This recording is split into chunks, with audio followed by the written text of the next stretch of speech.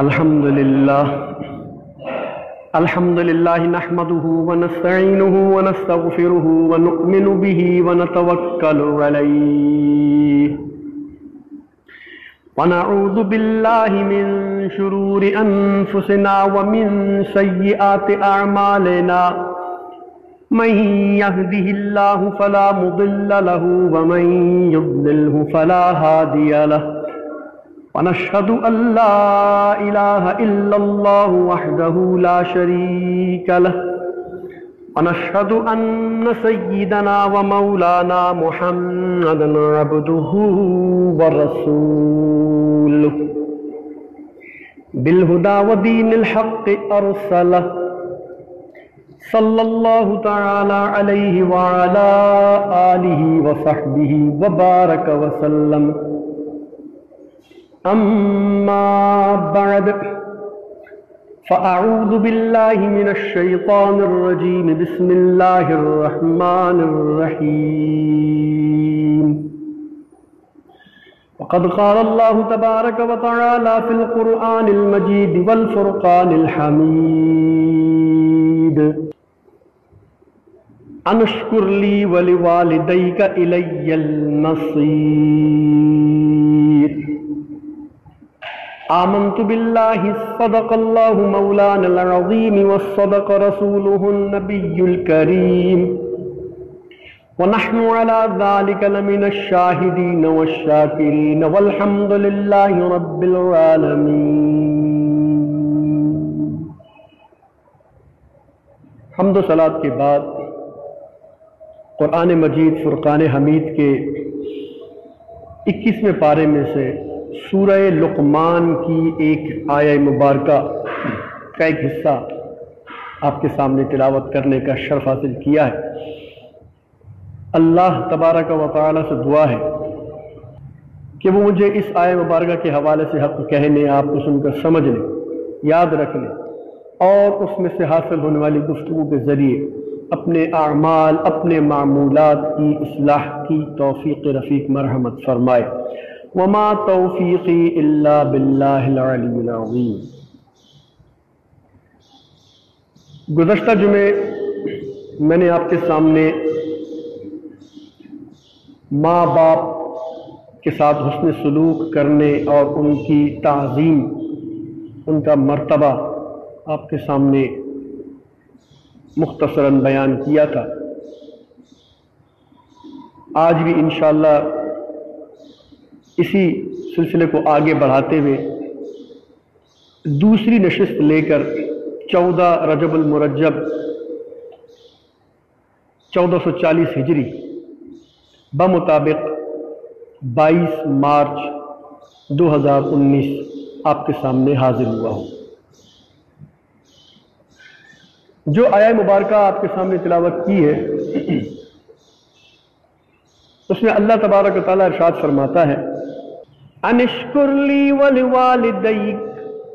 الی المصیر، کہ میرا شکر ادا کرو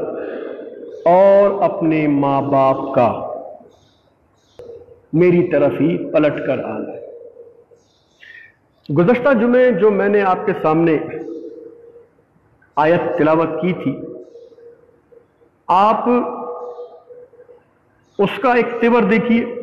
اس کا انداز دیکھیے کہ اللہ فرماتا ہے وَقَضَىٰ رَبُّكَ أَلَّا تَعْبُدُوا إِلَّا إِيَّاهُ، کہ تیرے رب نے حکم دیا کہ اس کے سوا کسی کی عبادت نہ کرو، کسی کو نہ پوجو، اور پھر فرمایا وَبِالْوَالِدَيْنِ إِحْسَانًا، اور اپنے ماں باپ کے ساتھ حسن سلوک کرو۔ اور عرض کیا تھا میں نے گزشتہ نشست میں کہ اللہ تعالیٰ نے اپنی عبادت کے فوراً بعد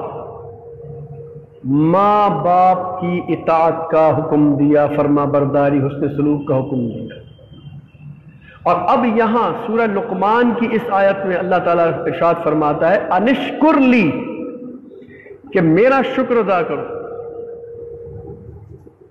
ولوالدیک، اور اپنے ماں باپ کا شکریہ ادا کرو، شکر ادا کرو۔ یعنی آپ دیکھیں پچھلی آیت میں فرمایا میری عبادت کرو، ماں باپ کی اطاعت کرو،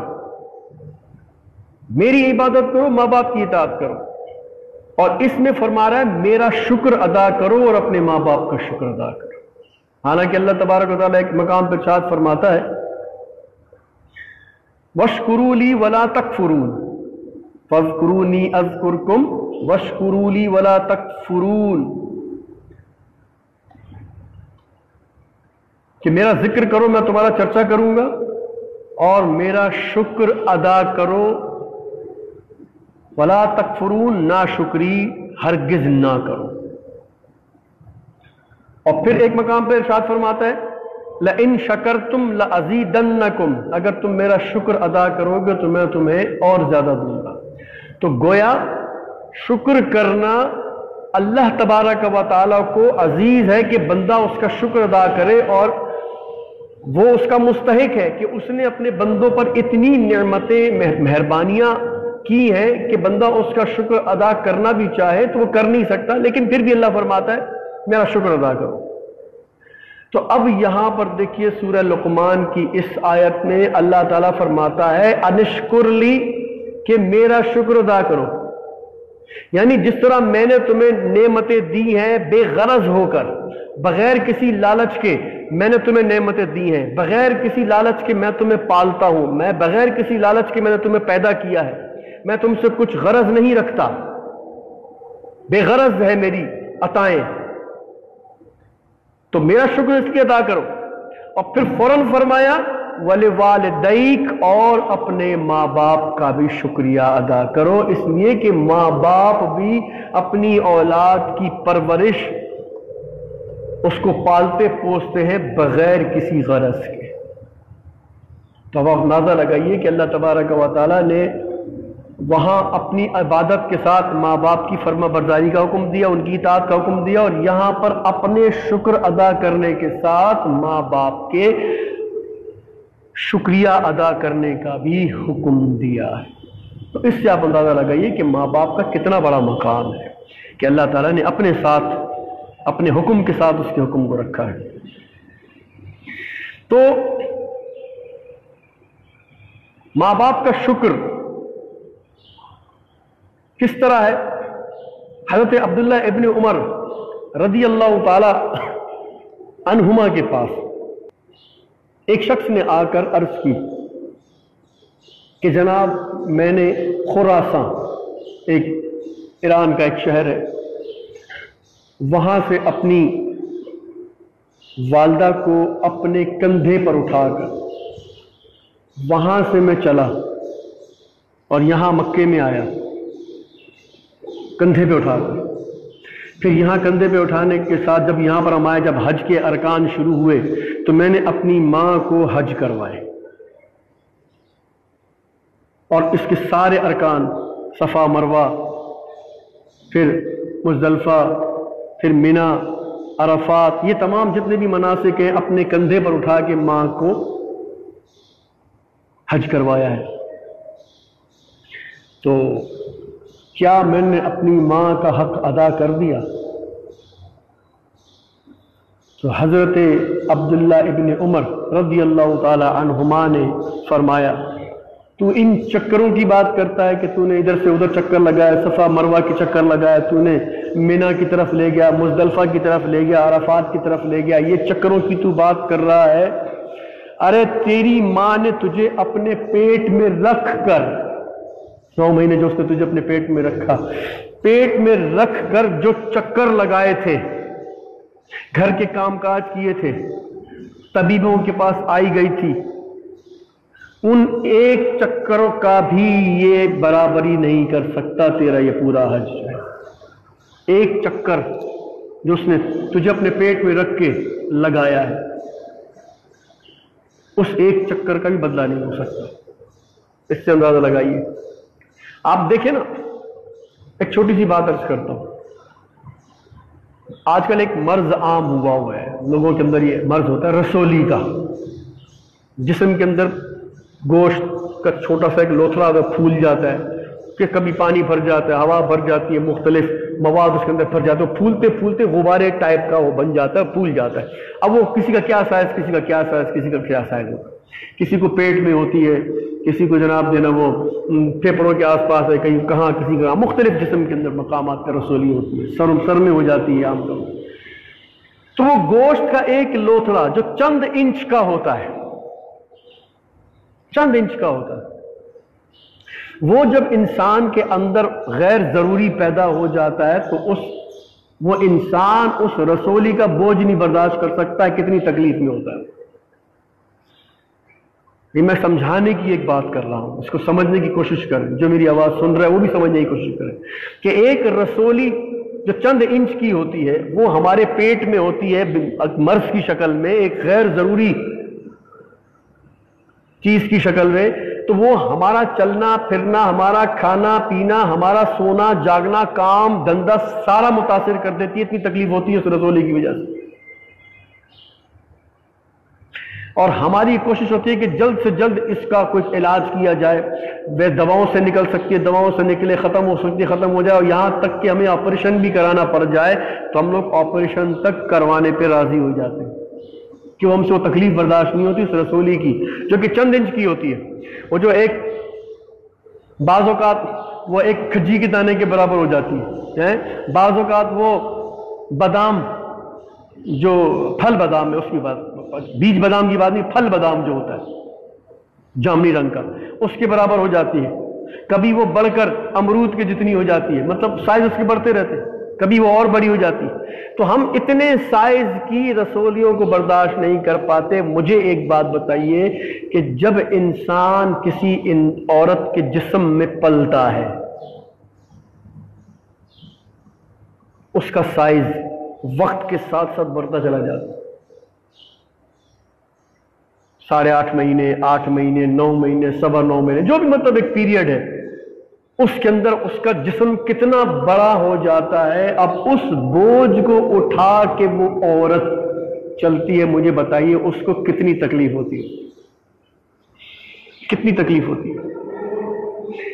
اس جسم کے اندر موجود ایک جان، ایک جسم جو ہے جب وہ حرکت کرتا ہوگا، آج پتھری کے مریض سے پوچھو جس کو پتھری ہوتی ہے گردے کے اندر، چھوٹا سا دانہ، ہم جو چھالیاں کھاتے ہیں نا عام طور پہ، چھالیاں کے جو دانے ہوتے ہیں، بس چھالیاں کے دانے کے جتنے ہوتے ہیں عام طور پہ، یا زیادہ سے زیادہ جو ہے نا وہ خوبانی کے اندر جو گٹھلی ہوتی ہے،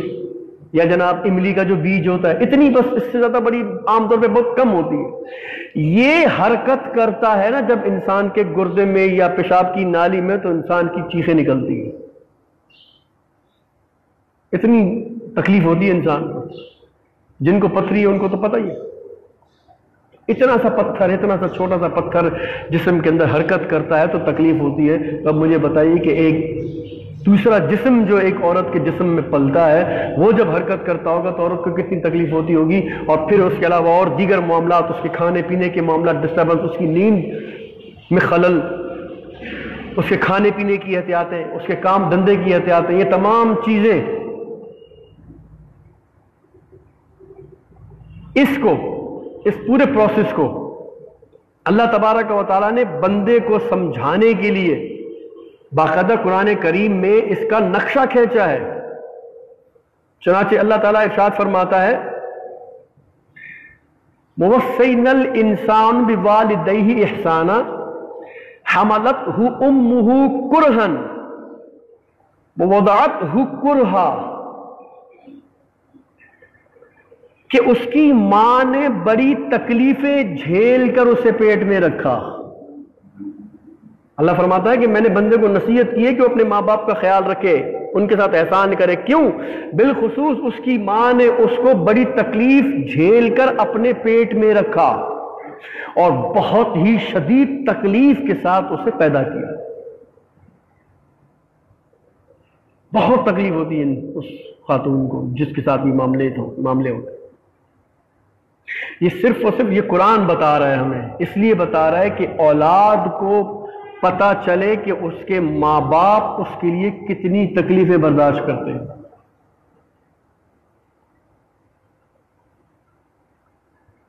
آج ذرا ذرا سی فرمائشیں پوری نہ ہونے پر جھگڑنے والے بچے،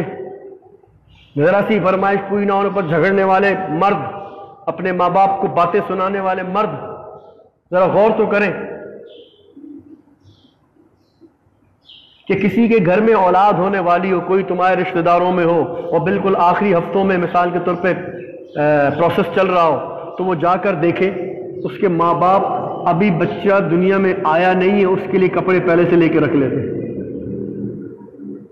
اس کے لنگوٹ پہلے سے لے کے رکھ لیتے ہیں، اس کا بستر پہلے سے لے کے رکھ لیتے ہیں، اس کے لیے پنگوڑا پہلے سے تیار کر کے رکھ دیتے ہیں، سردی گرمی کے کپڑے پہلے سے لے کے رکھ لیتے ہیں، اور دودھ کی بوتلیں پہلے سے لے کے رکھ لیتے ہیں، چوسینیاں پہلے سے لے کے رکھ لیتے ہیں، اس کے سائز کے چھوٹے چھوٹے کپڑے، ٹوپیاں، جرابیں، موزے، دستانے پہلے سے لے کے رکھ لیتے ہیں، اور تم کہتے ہو ہماری فرمائش، ہماری بات پوری نہیں ہوتی، ہماری بات نہیں مانی جاتی۔ ارے ابھی تو تم کچھ کہنے کے لائق بھی نہیں تھے، تمہاری ساری تیاری انہوں نے کر کے رکھی ہوئی تھی، تم ان ماں باپ کو جناب باتیں کرتے ہو، ان کو سناتے ہو باتیں، ان کو جناب برا بھلا کہتے ہو، جنہوں نے آج پال پوس کر تمہیں 5 فٹ 6 فٹ 7 فٹ کا کر دیا ہے، اور ہر وقت برے رویوں کے باوجود بھی ان کے ہاتھ تمہارے لیے دعا کے لیے اٹھے ہی رہتے ہیں، ان کو تم برا بھلا کہتے ہو۔ کتنے افسوس کی بات، کتنے افسوس اور کتنے دکھ اور رنج کی بات ہے۔ تو اسی لیے اللہ کے پیارے حبیب صلی اللہ علیہ وسلم نے اپنی احادیث کے ذریعے امت تک یہ پیغام پہنچایا ماں باپ کی فرما برداری کے لیے۔ اللہ نے قرآن کے ذریعے لوگوں کو سمجھایا کہ دیکھو میرا حق مانو اور ماں باپ کا حق مانو، میری عبادت کرو، اپنے ماں باپ کی اطاعت کرو، میرا شکر ادا کرو، اپنے ماں باپ کا شکر ادا کرو، ان کا شکریہ ادا کرو کہ جس طرح میں نے تمہیں بے غرضی میں سب کچھ عطا کیا ہے، تمہارے ماں باپ بھی تمہیں بے غرضی میں پالتے ہیں، پوستے ہیں، تمہاری تربیت کرتے ہیں، تم پر مہربانی کرتے ہیں۔ در منصور میں ایک روایت ہے کہ کسی شخص نے آ کر حضرت امام حسن رضی اللہ تعالیٰ عنہ سے یہ پوچھا کہ ماں باپ کے ساتھ حسن سلوک کیسے کیا جائے۔ سوالات تو بہت طرح کے ہوتے ہیں، لیکن آپ نے اس طرح کا جواب دیا کہ تو ان پر اپنا مال خرچ کر، جو تجھے وہ حکم دے بمطابق شرع اس پہ عمل کر، اگر غیر شرعی حکم دے تو پھر مت مان، لیکن ہر حکم مان اس کے علاوہ۔ ادب، احترام کا تقاضا، حضرت ابن عباس رضی اللہ عنہ کا ایک بڑا بہترین قول ہے۔ آپ فرماتے ہیں، اب دیکھیں یہ وہ لوگ تھے جنہوں نے ماں باپ کے ادب کیے اور اپنی زندگی میں ہی بڑے بڑے عالم بن گئے، بڑے بڑے مفسر بن گئے، عالم دین بن گئے، مفتی بن گئے، بڑے بڑے عہدوں پر پہنچ گئے دین میں۔ حضرت ابن عباس رضی اللہ تعالی عنہما فرماتے ہیں کہ والدین کے ساتھ حسن سلوک میں یہ بھی ہے، جہاں بہت ساری باتیں، یہ بات بھی ہے کہ کبھی ان کے سامنے اپنے کپڑے تک مت جھاڑو۔ جب ہم کپڑے نکالتے ہیں پہننے کے لیے، جیسے ہم کپڑے بدل رہے ہیں، ہماری کھونٹی پہ کپڑے لٹکے ہوئے ہیں، ہم نے نکالا اور اسے جھاڑ دیا تاکہ کوئی اس کے اندر کیڑا پتنگا، کوئی میل ویل ہے تو وہ گرد وغیرہ نکل جائے، تو فرماتے ہیں ادب دینے کے لیے، فرماتے ہیں کہ اپنے ماں باپ کے آگے کپڑے تک مت جھاڑو کہ کہیں اس کا غبار، اس کا دھواں، اس کی مٹی تمہارے ماں باپ پہ نہ جا کے گرے، ماں باپ پہ تمہاری نہ جا کے گرے۔ احترام دیکھو، ادب دیکھو۔ آج ہم لوگوں نے ماں باپ کو سمجھے ہی کچھ نہیں۔ لوگ کہتے ہیں نا، اکثر پوچھتے رہتے ہیں کہ یار گناہ کبیرہ کیا ہے، گناہ صغیرہ کیا ہے، گناہ کبیرہ کیا ہے، صغیرہ کیا ہوتے ہیں، بڑے گناہ کیا ہوتے ہیں، چھوٹے گناہ کیا ہوتے ہیں۔ تو یہ معاملات آپ دیکھ لیجیے، آپ کو سمجھ میں آ جائے گا کہ بڑے اور چھوٹے گناہ کیا ہوتے ہیں۔ ایک شخص نے آ کر نبی اکرم نور مجسم صلی اللہ تعالی علیہ وسلم سے آ کر عرض کی، یا رسول اللہ صلی اللہ علیہ وسلم، میرے رزق میں اچانک تنگی آ گئی ہے، اچانک کمی آ گئی ہے، اب پہلے جیسا مطلب جو ہے نا وہ آسانی سے رزق نہیں مل رہا مجھے، نہ جانے مجھ سے کیا خطا، کیا بھول ہو گئی۔ تو آپ نے ارشاد فرمایا لعلک تمشی امام شیخ، اس طرح کے الفاظ ہیں مفہوماً کہ شاید تو کسی بوڑھے شخص مسلمان کے آگے آگے چلا ہوگا، اس لیے تیری جو ہے رزق میں تنگی آ گئی ہے۔ شاید تو کسی بوڑھے مسلمان کے آگے چلا ہوگا، یعنی اس کو پیٹ کر کے بے ادبی میں اس کے آگے چلا ہوگا، اس بے ادبی کے نتیجے میں تیرے رزق کو تنگ کر دیا گیا۔ دیکھیے کہ ایک بوڑھے مسلمان کے آگے چلنے پر ایسی گرفت ہوتی ہے، تو اب بتائیے ماں باپ کا مرتبہ تو اس گلی میں یا محلے میں رہنے والے کسی بزرگ بڑے بابے سے، بڑی عمر کے شخص سے تو زیادہ ہی ہوتا ہے۔ ہم باہر تو لوگوں کا احترام کریں، ادب کریں، لیکن گھر میں جو سب سے بڑا ادب کا ایک معاملہ ہمارے سامنے ہے، ہم اس کو توجہ ہی نہ دیں تو پھر ہم آگے سے رزق کی تنگی کا رونا روتے رہیں اور جناب بیماریوں کا رونا روتا رہیں، بے برکتیوں کا رونا روتے رہیں، تو وہ ہمیں خود تلاش کرنا چاہیے کہ ہم سے کیا خطائیں ہو رہی ہیں، گھر میں کیا ہو رہا ہے، باہر کیا ہو رہا ہے۔ ہم اونچی آواز میں اپنی ماں سے بات تو نہیں کرتے، اونچی آواز میں اپنے باپ سے بات تو نہیں کرتے، بدتمیزی تو نہیں کرتے، بے ادبی تو نہیں کرتے۔ ایک ایک چیز کو دیکھنا چاہیے، کیونکہ ماں باپ ایسی ہستیاں ہیں، یہ ایک کونے میں پڑے رہنے والے بڑے بوڑھے جو ہر وقت بغیر کسی لالچ کے ہاتھ اٹھا کر تمہارے لیے دعائیں کر رہے ہوتے ہیں، یہ بہت ہی باکمال شخصیات ہوتی ہیں۔ اندازہ اس بات سے لگائیے، حضرت موسیٰ علیٰ نبینا علیہ الصلوۃ والسلام اللہ تعالیٰ کی بارگاہ میں حاضر ہوتے تھے، کوہ طور پہ تشریف لے جاتے تھے۔ آپ کا جلال بڑا مشہور ہے، غصے والی طبیعت تھی آپ کی، تو آپ کوہ طور پہ جاتے اور وہ پہاڑی رستہ تھا، اوپر چڑھنا پڑتا تھا، سینکڑوں فٹ اوپر جانا پڑتا تھا۔ اب لازمی بات ہے پہاڑی رستہ جو ہوتا ہے وہ اوپر نیچے پگڈنڈیاں، ٹیڑھے میڑے پتھر اونچے نکلے، اس طرح راستے بنے ہوئے ہوتے ہیں، تو پھسلنے، گرنے، ٹھوکر لگنے، ٹھڈا لگنے کی مطلب چانسز بہت ہوتے ہیں، بڑی احتیاط سے جانا پڑتا ہے۔ موسیٰ علیہ السلام جو نا بالکل بغیر بے فکری سے اس کو چلتے جاتے آرام سے، اور ملاقات کرنے کے بعد آرام سے چلتے ہوئے آ جاتے تھے۔ کئی سالوں تک یہ ہوتا رہا۔ پھر ایک دن آپ کی والدہ محترمہ کا وصال ہو گیا، انتقال ہو گیا۔ اپنی والدہ کی تدفین اور تدفین کے بعد سارے معاملات کرنے کے بعد پھر ایک موقع آیا اللہ تعالیٰ کی بارگاہ میں حاضر ہونے کا، تو آپ وہی اپنے انداز میں چلتے چلتے چلتے جیسے کوہ طور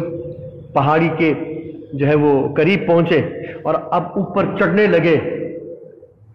تو راستہ تو وہ کٹھن تھا بہت، جگہ جگہ پتھر نکلے ہوئے، جگہ جگہ پھسلن، جگہ جگہ آڑی ٹیڑھی جگہ، تو جیسے ہی چڑھنے لگے وہی آئی اللہ تعالیٰ کی طرف سے، اے موسیٰ اب ذرا سنبھل کے آئیے گا، اے موسیٰ اب جو آپ پہاڑ چڑھ رہے ہیں نا اب ذرا سنبھل کے آئیے گا، اس لیے کہ پہلے جو آپ بے فکری سے چڑھ جاتے تھے، کوئی ٹھوکر نہیں لگتی تھی، کوئی پریشانی نہیں ہوتی تھی، کوئی پھسلن نہیں ہوتی تھی، کہیں گرتے نہیں تھے، کہیں ٹھڈا نہیں لگتا تھا، اس کے پیچھے آپ کی والدہ کی دعائیں ہوتی تھی، اس کے اٹھے ہوئے ہاتھ ہوتے تھے جو تمہیں سلامتی سے، حفاظت سے اوپر لے آتے تھے۔ اور اے موسیٰ اب وہ ہونٹ خاموش ہے، اب وہ ہونٹ چپ ہے، اب تمہیں دعا کرنے والا نہیں ہے کوئی، تو اس لیے اب اپنی ذمہ داری پہ آنا، دیکھ دیکھ کے آنا، کہیں ایسا نہ کہ پھسل جاؤ، ٹھوکر لگ جائے، گر جائے، یہ ایک تنبیہ، ایک سمجھانے کی بات۔ تو اب آپ اندازہ لگائیے کہ ایک نبی جو ہوتا ہے، نبی کو بھی ماں کی دعاؤں کی ضرورت رہتی ہے، حالانکہ نبی اپنی امت کا سردار ہوتا ہے، لیکن ماں کے آگے تو پھر اس کا مقام ہی ایسا ہے۔ تو مائیں نبیوں کی بھی ہوتی ہیں، مائیں صحابہ کی بھی ہوئی ہیں، مائیں غوث اقطاب کی بھی ہوئی ہیں، کتب کی بھی ہوئی ہیں، غوثوں کی بھی ہوئی ہیں، ولیوں کی ہوئی ہیں، پیر ہوگی ہوئی ہے، ماں ماں ہے کہ ماؤں کے اٹھے ہوئے ہاتھوں کی قدر کر لو. یہ یاد رکھو، ماؤں کے اٹھے ہوئے ہاتھوں کی قدر کرو، کیونکہ ماں اور باپ یہ ایسی ہستیاں ہیں، ان میں سے جو کوئی ایک بھی جدا ہو جاتا ہے تو آدمی کو پتہ تب چلتا ہے کہ میرے ساتھ ہو کیا گیا ہے، اور آنے والے وقتوں میں اس کے ساتھ کیا کیا معاملات پیش آتے ہیں وہ بندہ پھر جب اس کے ساتھ ہوتا ہے نا تب اس کو پتہ چلتا ہے. چنانچہ حدیث مبارکہ کا مفہوم ہے کہ جب بھی ابن آدم مسلمان صبح کرتا ہے، اس حال میں صبح کرتا ہے کہ وہ اپنے ماں باپ کا فرما بردار ہوتا ہے. من اصبح مطیعا فی والدیہ، جو ماں باپ کا فرما بردار ہے وہ اس حال میں صبح کرتا ہے کہ اصبح لہ بابان مفتوحان من الجنت، کہ اس کے لیے جنت کے 2 دروازے کھلے ہوئے ہوتے ہیں. وَإِن كَانَ وَاحِدًا فَوَاحِدًا، اور اگر ان دونوں میں سے کوئی ایک ہے، یعنی باپ فوت ہو گیا تو ماں زندہ ہے، ماں فوت ہو گئی تو باپ زندہ ہے، یعنی کوئی دونوں میں سے ایک ہے تو ایک دروازہ اس کے لیے کھلا ہوا ہوتا ہے جنت کا. اور پھر فرمایا وَمَنْ أَمْسَى عَاصِيًا لِلَّهِ فِي وَالِدِيهِ، اور جو اس حال میں صبح کرتا ہے کہ ماں باپ کا نافرمان ہے تو فرمایا اصبح لہ مفتوحان من النار، تو اس کے لیے جہنم کے 2 دروازے کھل جاتے ہیں، اور اگر ایک ہے دونوں میں سے تو ایک دروازہ کھل جاتا ہے. اچھا، اب یہاں پر کچھ لوگ ہوتے ہیں مطلب جو آگے سے اعتراض بھی کرتے ہیں یا سوال بھی کرتے ہیں، بعض سوال کرنے والے بڑے ہوتے ہیں. تو اسی طرح کسی صحابی نے سرکار صلی اللہ علیہ وسلم سے وہی اسی ذہن کے مطابق سوال کیا. یعنی آج کل جو خدمت کرنے والے تو آگے سے کہتے ہیں ہم تو بڑی خدمت کرتے ہیں، ہم تو بڑا یہ کیا، ہم نے تو ماں باپ کے ساتھ یہ بھی کرتے ہیں وہ بھی کرتے ہیں فلاں بھی کرتے ہیں چلی بھی، لیکن ہمارے ماں باپ ہماری بات ہماری اس خدمت کو کوئی قدر ہی نہیں کرتے، ہماری خدمت کی کوئی قدر نہیں ہے، ہماری خدمت کا کوئی احساس نہیں ہے، کوئی وہ نہیں ہے. تو اس شخص نے بھی عرض کی یا رسول اللہ وَإِن ظَلَمَاهُ، کہ یا رسول اللہ آپ جو فرما رہے ہیں ایک دروازہ کھلا ہوتا ہے 2 دروازے کھل جاتے ہیں اگر نافرمان ہو، کیا ماں باپ اگر اولاد پر ظلم کرتے ہو تب بھی؟ اب وہ ظلم کی بہت ساری مثالیں ہو سکتی ہیں، یعنی بے قدری بھی ہو سکتی ہے، ان کے ان کی خدمت کو ٹھکرا بھی دینا، ان کو لفٹ نہ کرانا، ان کی باتوں کی قدر نہ کرنا، ان کے کھانے پینے کپڑوں جو بھی اس کی خدمت کرتے ہیں اس کو پسند نہ کرنا، بات بات پہ جناب ٹوک دینا، بات بات پہ جناب جھڑک دینا، بات بات پہ، یعنی جو ایک بوڑھے شخص کی ایک طبیعت ہوتی ہے اس کے حساب سے جو وہ اپنے اولاد کے ساتھ کر رہا ہوتا ہے. وَإِن ظَلَمَاهُ، صحابی نے عرض کی یا رسول اللہ اگرچہ ماں باپ اس میں ظلم کرتے ہو، فرمایا وَإِن ظَلَمَاهُ فَإِن ظَلَمَاهُ فَإِن ظَلَمَاهُ، ہاں اگرچہ وہ ظلم کرتے ہو، اگرچہ وہ ظلم کرتے ہو، اگرچہ وہ ظلم کرتے ہو، تب بھی اس کے ساتھ ایسا ہی ہوگا. دیکھ لو، یہ میں نہیں، آپ اللہ کا نبی فرما رہے ہیں کہ اگرچہ وہ تم سے ظلم بھی کرتے ہو تم پر. اب وہ ظلم کی مختلف کیفیتیں ہو سکتی ہیں، ظلم میں بہت ساری چیزیں آتی ہیں، ظلم کی تعریف بہت وسیع ہے. تو یہ تمام زیادتیاں، یہ تمام بے قدریاں، تمام ناقدریاں، تمام جاڑ جھپٹ کوسنے، یہ جتنی چیزیں وہ سب ظلماؤں کے اندر آتی ہیں کہ اگرچہ وہ تم پر ظلم کرتے ہو پھر بھی ان کا رتبہ ایسا اللہ نے بنایا ہے کہ تم اس رتبے کو کسی طور پہ بھی گھٹا نہیں سکتے. دیکھو نا، کوئی شخص کتنا بڑا عالمی بن جائے، کتنا بڑا مفتی بن جائے، کتنا بڑا دنیاوی عہدے پہ چلا جائے، میں آپ سے پوچھتا ہوں اس وقت پاکستان کا جو صدر ہے، پاکستان کا جو وزیر اعظم ہے، یا جناب چیف جسٹس ہے، یا فوج کا بڑا کرنل جنرل ہے، بتاؤ جب ماں کے سامنے جاتا ہوگا سر جھکا کے جاتا ہوگا یا سینہ چوڑا کر کے جاتا ہوگا؟ آپ سے پوچھتا ہوں. ماں کے آگے بس سر جھکا کے ہی جاتا ہوگا، باپ کے آگے سر جھکا کے ہی جاتا ہوگا. ہوگا صدر پاکستان، ہوگا وہ بہت بڑا مرتبے والا، لیکن جب وہ ماں کے سامنے، باپ کے سامنے جاتا ہوگا تو جھک جاتا ہوگا اور جھک کر پیروں کو ہاتھ بھی لگاتا ہوگا، کیونکہ وہ جانتا ہے کہ آج میں صدارت کی کرسی پر ہوں، آج میں چیف جسٹس کی کرسی پر ہوں، آج میں وزارت عظمیٰ کی کرسی پر ہوں، آج میں دنیا کے بڑے سے بڑے عہدے پر ہوں، انہی قدموں، انہی کے ہاتھوں کی برکت سے ہوں، انہی کے ہاتھوں سے دعائیں ملی ہیں، اس سے مجھے سب کچھ ملا ہے، وہیں سے ملا ہے سب کچھ، وہی دینے والا ہے۔ تو اسی لیے اللہ تعالیٰ فرماتا ہے سورہ لقمان کے اندر، انشکر لی،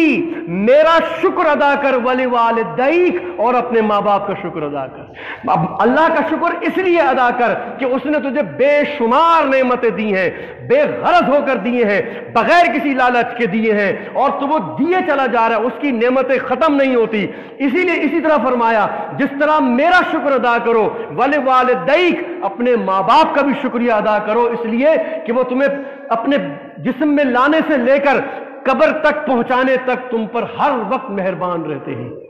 ہر وقت تم پر مہربانی کر رہے ہوتے ہیں، کبھی غذا کی صورت میں، کبھی جناب دوا دارو کی صورت میں، کبھی کپڑوں کی صورت میں، کبھی نہلانے کی صورت میں، اور دعاؤں کی صورت میں تو ہر وقت ہی مہربان رہتے ہیں، ہر وقت ہی مہربان رہتے ہیں۔ کہ ماں باپ جیسا دل، ماں باپ جیسا ذہن کوئی انسان کے اندر پیدا ہی نہیں ہو سکتا۔ آپ دیکھو، بڑے سے بڑا آدمی گھر سے نکلتا ہے، گھر سے نکلتا ہے، ایک جوان آدمی، بچوں والا، سمجھدار، عقل مند، لوگوں کو آئیڈیاز دینے والا، دنیا پہ چلانے والا، استاد، عالم، جو بھی نکلتا ہو گھر سے، ماں آگے سے کیا بولتی ہے؟ بیٹا دھیان سے جانا، بیٹا خیال سے جانا، گاڑی پہ جا رہا ہے، بیٹا دھیان سے گاڑی چلانا۔ کوئی بچہ پلٹ کے بولتا ہے، اماں تو کیا مجھے نصیحت کر رہی، میں لوگوں کو نصیحت کرتا ہوں۔ کوئی جواب دیتا ہے آگے سے؟ نہیں۔ کیوں؟ اس لیے کہ وہ جانتا ہے کہ ماں کا دل ہے یہ۔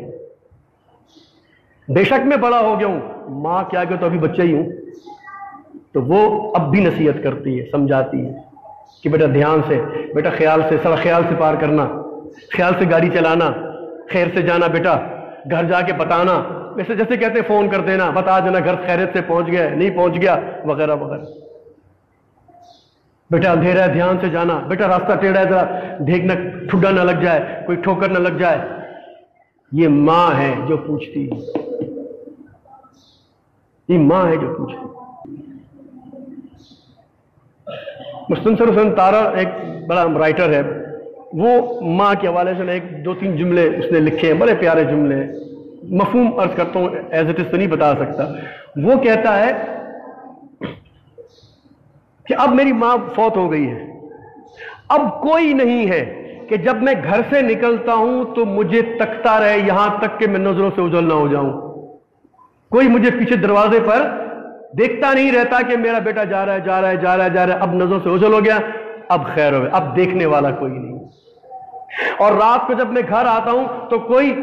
میرے کھانے پر انتظار کرنے والا نہیں ہے، مطلب میری ماں نہیں ہے جو آ کے مجھ سے پوچھتی کہ بیٹا تم نے کھانا کھا لیا ہے،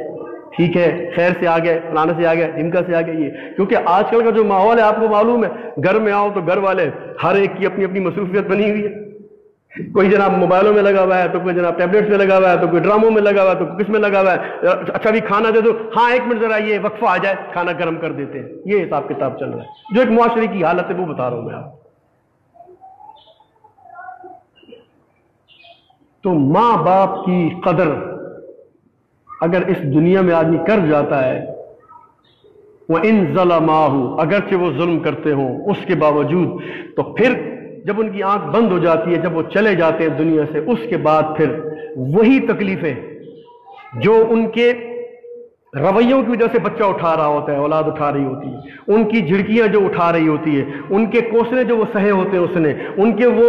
ناقدریاں جو اس نے سہی ہوتی ہیں، اللہ تبارک و تعالیٰ اس کے لیے دنیا میں کامیابیاں آسان بنا دیتے ہیں،